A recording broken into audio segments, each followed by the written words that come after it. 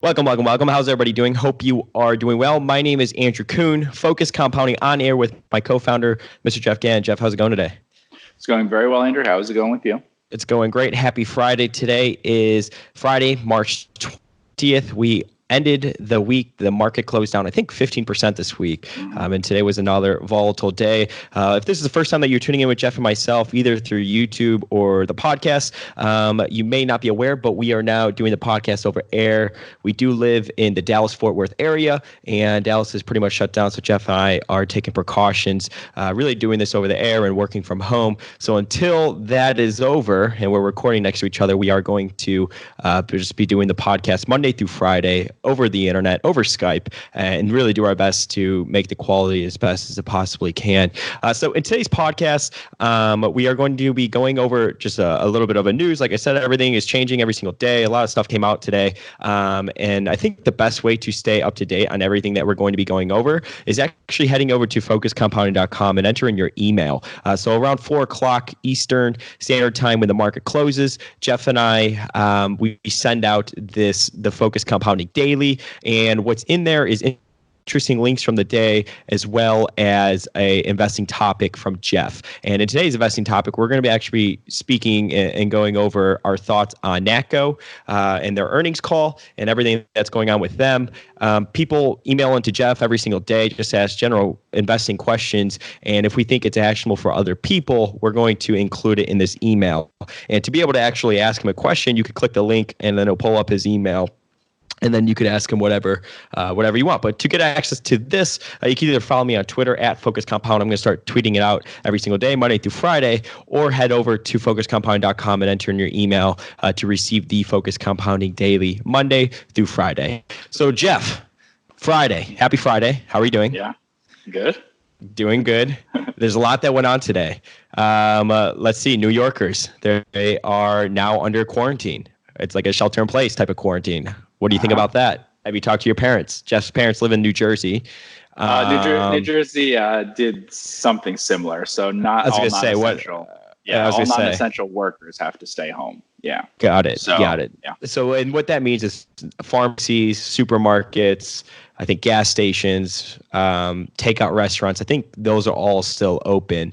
But everything else, just, bars and gyms and dining in restaurants and everything related to that is obviously closed. But I think it's just a new standard. It changes the perception of everything that's going on.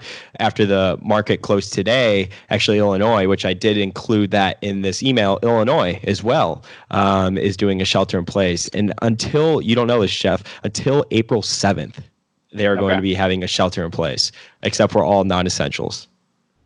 Yeah. Or for all non-essentials. I think Italy's considering extending theirs through another month or so. So a lot of these that are supposedly a couple of weeks might be extended a very long time beyond that. We'll see. Yeah, I feel like Dallas is going to be, or Texas in general, I'm sure will be kind of, next. I mean, it'll be interesting to see over the weekend if there's sort of a domino effect of all companies or all states doing this. I mean, California did it. Now Illinois did it. New York, like New Jersey. So it'll be interesting to see what else, what other states sort of join in. I mean, today during the White House press conference, Trump said that they were not considering that, but I just wonder if states are just going to go ahead and do it themselves. Yeah, and even in some states, the local governments have done it themselves. I mean, until very recently, Texas wasn't doing anything really statewide, and yet they were already shutting things down, each city and stuff on their own. Yeah. So that was obviously, interesting. And then another source that I found interesting for people who are on FinTwit, everyone was tweeting about this, Ronin Capital. They were unable to meet requirements at the CME, so they got a margin call. So I'm kind of curious to see how much of, like in the next couple, weeks, next couple of months, how many firms we hear about that had blown up, and you get some sort of unwinding. But I heard these guys were on the wrong side of the VIX, so they must have been either short volatility or long puts or something like that. Yeah, I've gotten a lot of, actually, we don't talk about it on the podcast, but I get a lot of emails from people asking questions about if their money's safe in brokerage accounts and if their money's safe in bank accounts. Yeah, do you want to actually expand on that? Because this was the topic that we were actually talking about recently off camera. Yeah, so people ask that a lot. I mean, in the United States, it's pretty safe. I mean, I think it's safe under any circumstances, but legally it's pretty safe anyway because of insurance things. And if that insurance was to be exhausted, I would think that the federal government would step in and back the two different groups that do that. There's one group that does it for brokerage accounts, and there's another group that does it for banks. And it's up to a certain limit. So I wouldn't necessarily, I mean, if I was running a company or something, I wouldn't necessarily keep large amounts of cash in excess of the federally insured limits. But you might, I mean, they should probably put those in, very short-term treasuries or something like that, which would be easy for them to do. But for individuals, the questions I get are a lot from other countries, which I can't answer specifically on them. And a lot of people want to know which bank is the safest and things like that. In general, in the US, if your bank fails, it would just be like you won't have access to your money for a day or two. And, they'll either find another bank to take it over or another brokerage to take over your broker, or they'll basically like on a Friday or something do it. And on Monday, it'll be open again. Got it. A couple other things that came out today. Gosh, like I said, everything's just changing day by day. The IRS, they extend tax filing deadline to July 15th. So obviously that's very important for a lot of people. And then the education department, they said that borrowers can now pause student loan payments.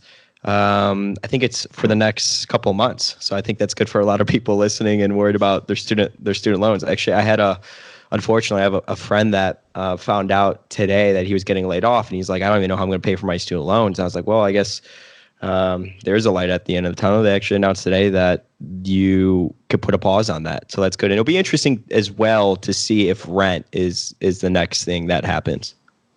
Yeah, we'll see. I was talking to someone about this too recently, where they were talking about they were interested in a credit card company.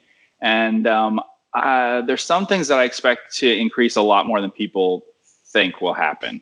So I think that non-payment of credit cards and non-payment of student loans will be extremely high, because there's little downside to that in the same way as not paying some other bills. So people will probably prioritize paying secured debt, which includes things like rent, because you can be evicted in plenty of states, your mortgage, because you can be foreclosed on.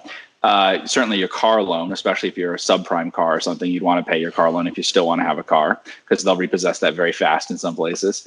And then also people will keep paying their phone bills and their utility bills and things like that. What they will stop paying is credit cards and also student debt.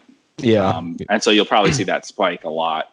That's the risk if you have a lot of unsecured credit. It really just counts on people being willing to pay it, especially very high credit score people. So normally credit card companies and stuff aren't used to people outside of a pretty low range not paying, but they're suddenly going to see people not pay. Now, that doesn't mean it's going to be impaired and they'll never get the money back, but it means that for the next few months or something, I'd expect to have really surprising numbers of people not paying credit cards and student loans.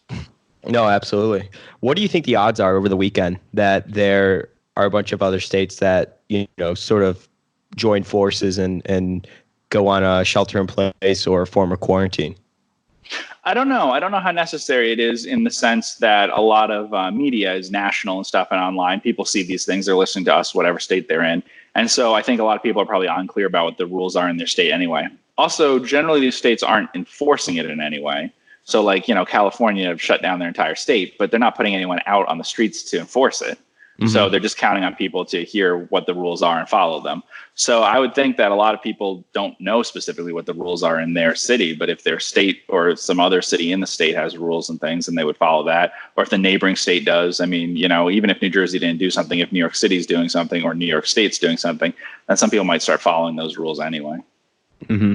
Got it. All right, let's go back to the email and let's talk about NACCO, which is a company that they reported earnings recently. It's a stock that it's no secret that we own it. We could go over stock chart, I guess, to add some context of, it's currently, it closed at $23 and look, it's got like the middle finger pattern, which it was up at 60. It was up at 65 or whatever. Yeah. Yeah. And then now it closed at $23, and they reported earnings, and there was a lot that I think I was on the conference call and asked a few different questions. So if you want to get access to that, I think the best place to do that is probably Seeking Alpha if they don't have it on their website anymore. NACO, their investor relations.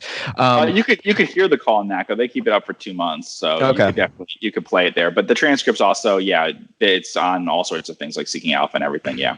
Yeah. And you're the only one on the call, just so people know. Yeah. I am the only one on the call. And somebody emailed into you, and again, everybody listening can do this themselves if they want, and they asked, what were your thoughts on NACO's latest earnings call? So would you like to elaborate? Yeah, so they just went through their concerns and stuff, and they talked about that they're presumably going to lose the customer. Now, they just said the customer is reviewing the economics of the plant, but I assume that means they'll lose that customer. And they also asked some things about questions about like the fact that they won't have free cash flow this year because they're spending a lot on expanding one mine, and they're also spending on expanding their Lime Rock business too. And then there are also things like a big decrease in natural gas royalties, which might decrease even more than NACO originally thought. Although I don't know. I don't know that they shut down those things. They just don't drill more. I mean, the wells decline so quickly that I think the way you take supply out of natural gas fracking in like Utica and stuff normally is just that you don't drill more wells, and that naturally drops off incredibly fast. And I mean, other than, so your answer was NACO will likely lose a customer and a lot of its natural gas royalties very soon, which you just said.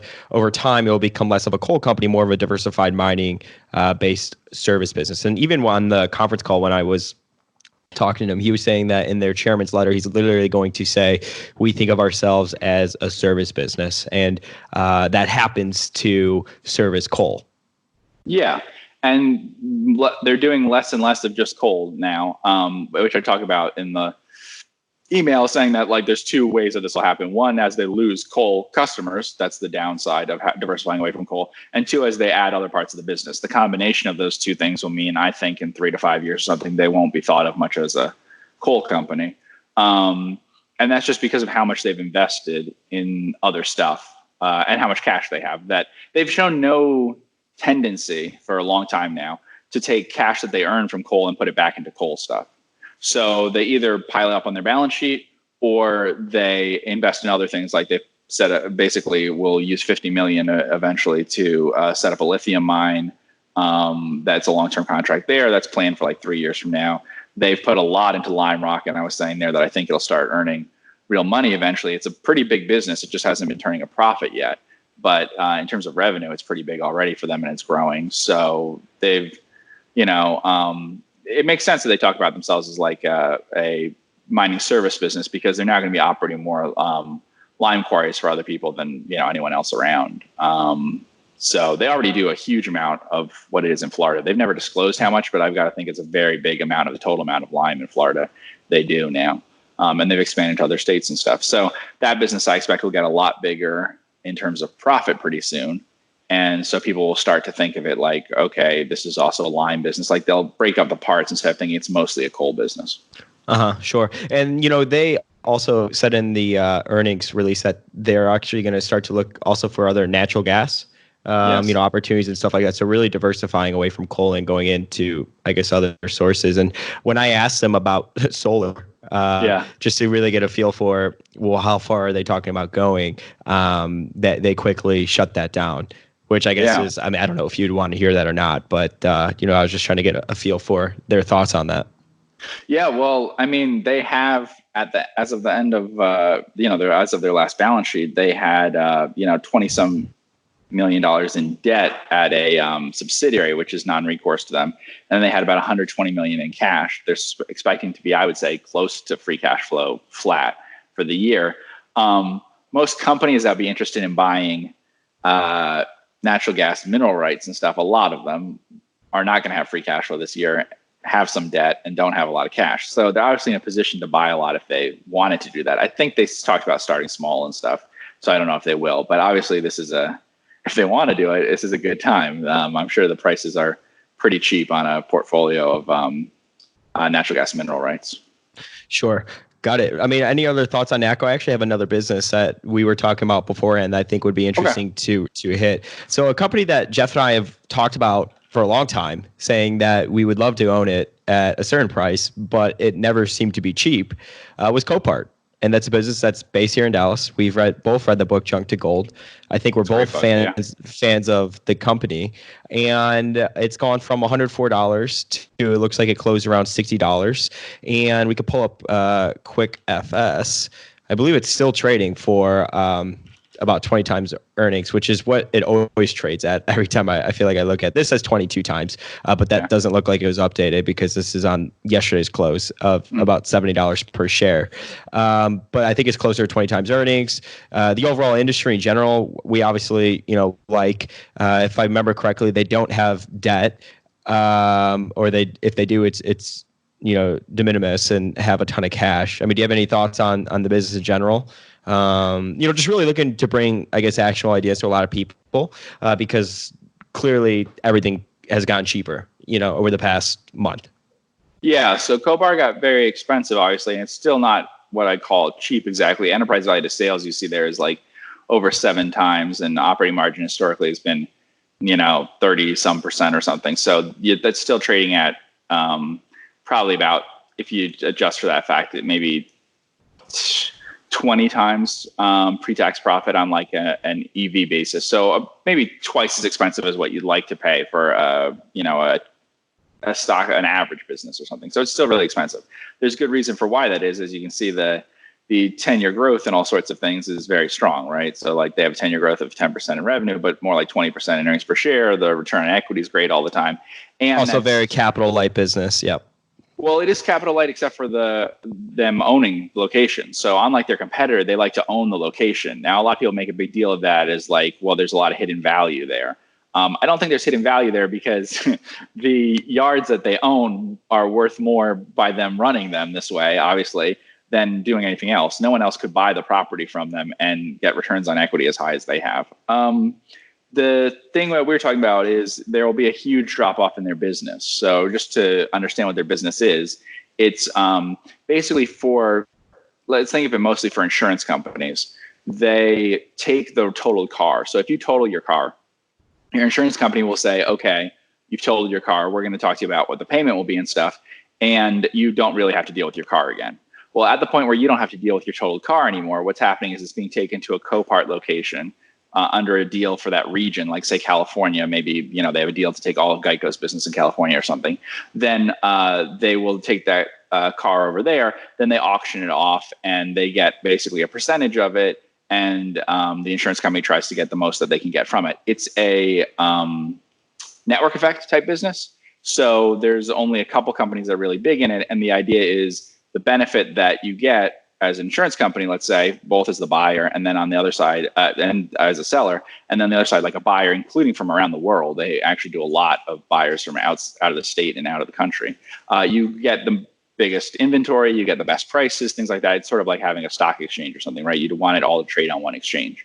So it's kind of, whatever you want to call it, the eBay of these car things. But it has a physical aspect to it too. And the physical aspect is nice because most cities aren't going to want a bunch of different junkyards all around their city. They're just going to want one big one, or two big ones because there's a competitor. But there'll be a huge drop off in their business because the number of total cars is going to drop off more than has ever happened, in history, because people are going to drive so much less. Just like there's going to be the biggest drop off ever in demand for gasoline. There's going to be the biggest drop off ever in terms of people totaling cars. Buffett, in an interview, which is already, I don't know, a week or two old or whatever, said that Geico was already seeing lower, that he could see in Geico's weekly numbers that there was already lower accident figures in a way that made him think people were already driving less. Well, they're driving a lot less now. So there will temporarily be a huge drop off in Copart's results. And that's kind of like what we're talking about with Games Workshop. This is a very steady. I mean, look at the numbers historically that people are used to with this company. And they even talk about them in the book where he kind of, the CEO, the former CEO, the father-in-law of the current CEO, said that they learned when they went public to slow down, don't grow as fast, but grow consistently because that's what Wall Street wants. Yeah, they said Wall Street likes consistency. Yeah. Yeah. So instead of growing 50%, instead of growing 50% one year and then, whatever, you should try to grow 20% all the time, even if it's a little bit slower.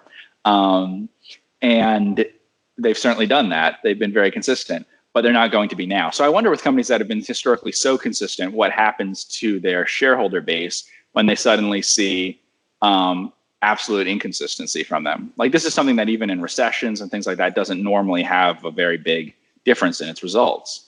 And now it's going to have a tremendous difference in at least a particular quarter. Mm-hmm. Sure. Is this a company that you would be interested in at this point, I guess, learning more about it? I mean, even though you're very familiar with it, but for somebody that is not familiar with it, I mean, would you ever consider buying this stock? I mean, kind of give me your thoughts on that.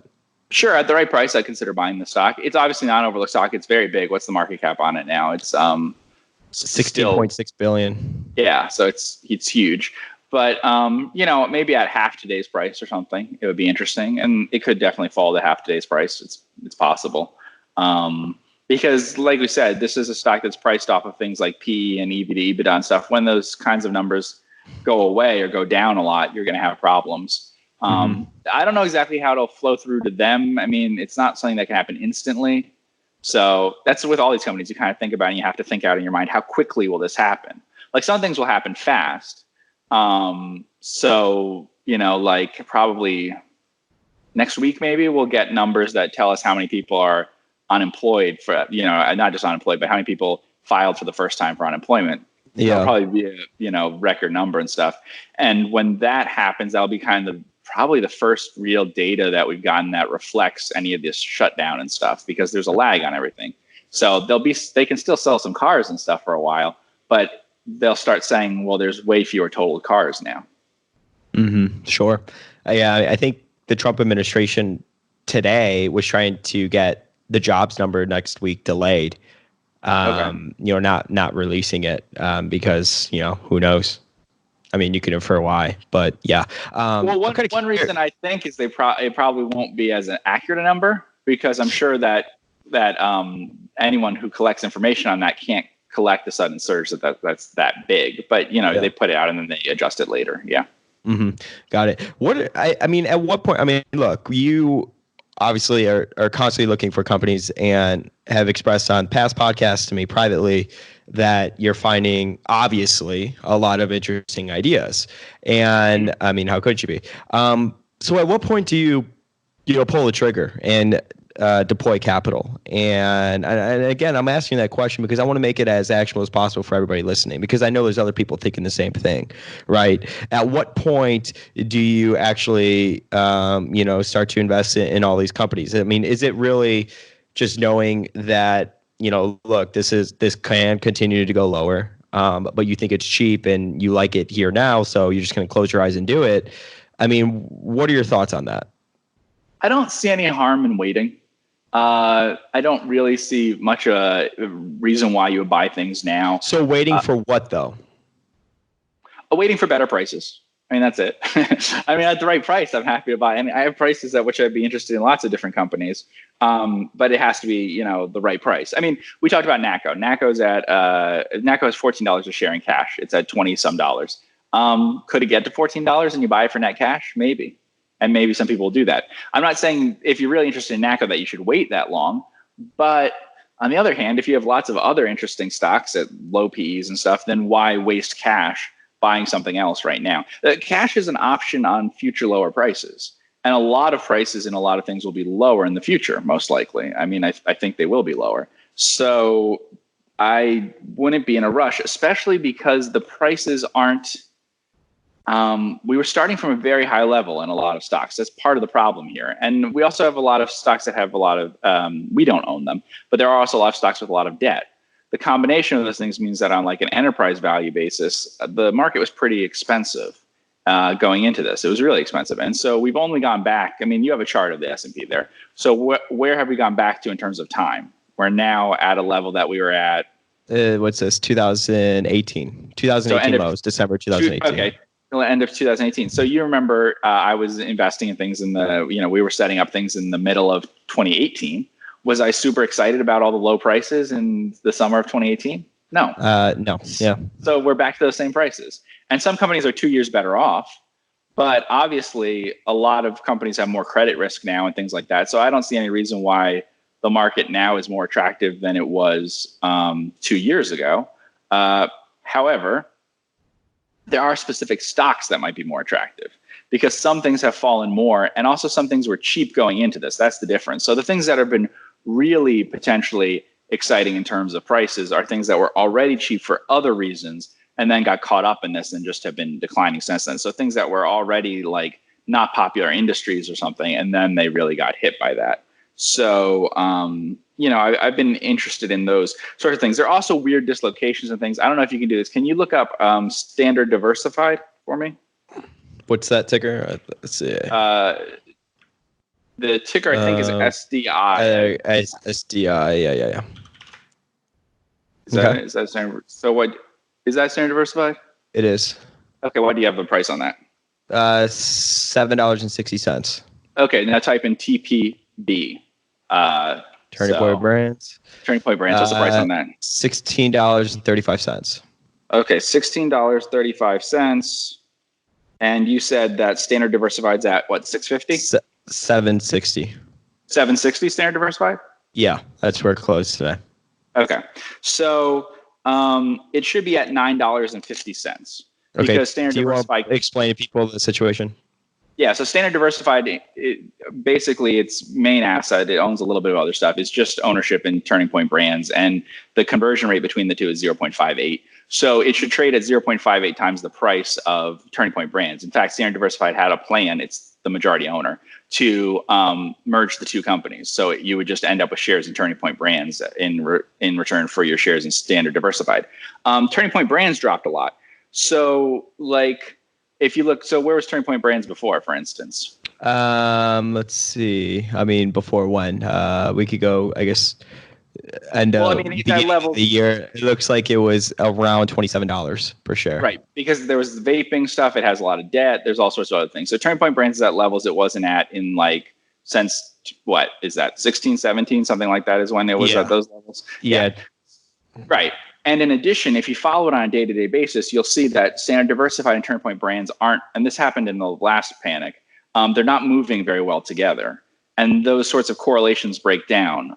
So the securities should be tied together, because basically what you're getting by buying standard diversified is shares in Turning Point Brands. That's basically what it owns.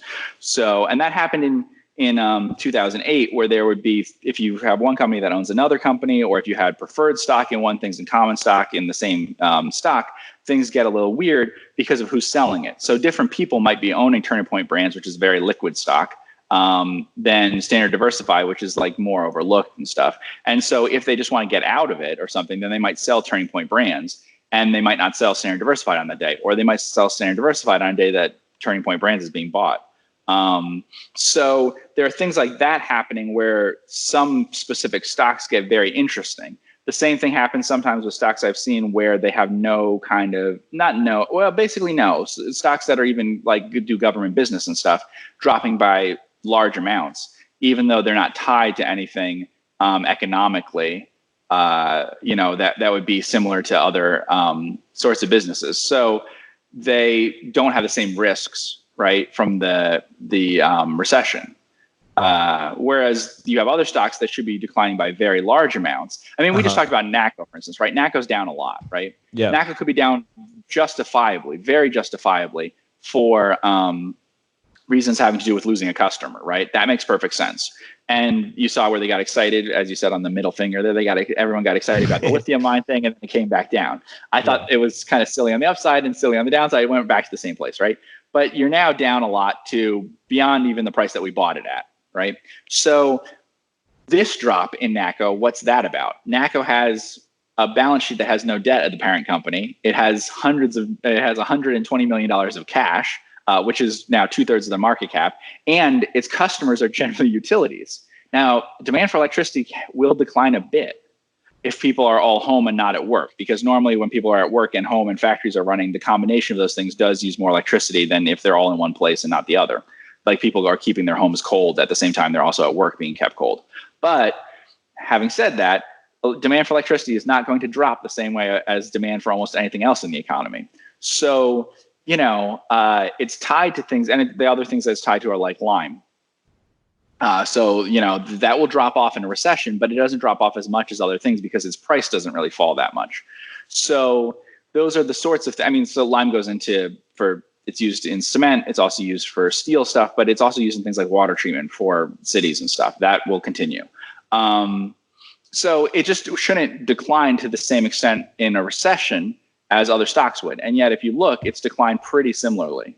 Whereas we own other things, like I could think of, like we own a car dealer. A car dealer should drop the way that you're seeing NACCO drop, but NACCO probably shouldn't drop that way. So, and yet they're both falling the same way.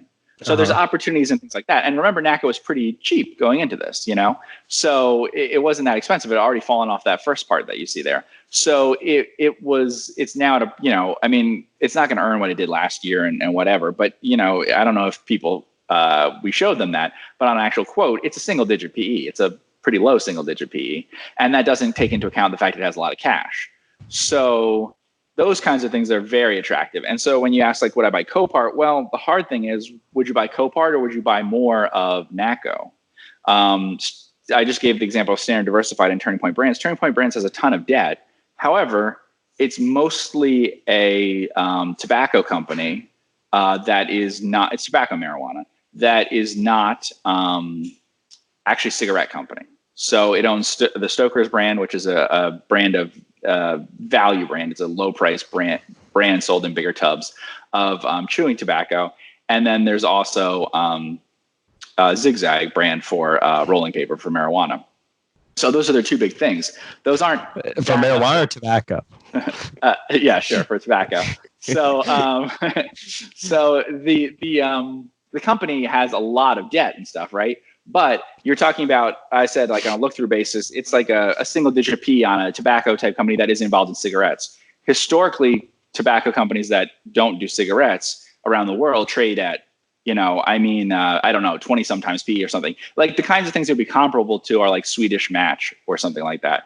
That would be like a competitor in the US that's big in other parts of the world. But it's those sorts of things. So, if you get an opportunity to buy, a great business like Copart or something at a really, really cheap price, that's what's attractive. The stocks that have only fallen in line with the market, what are we, 30% or something?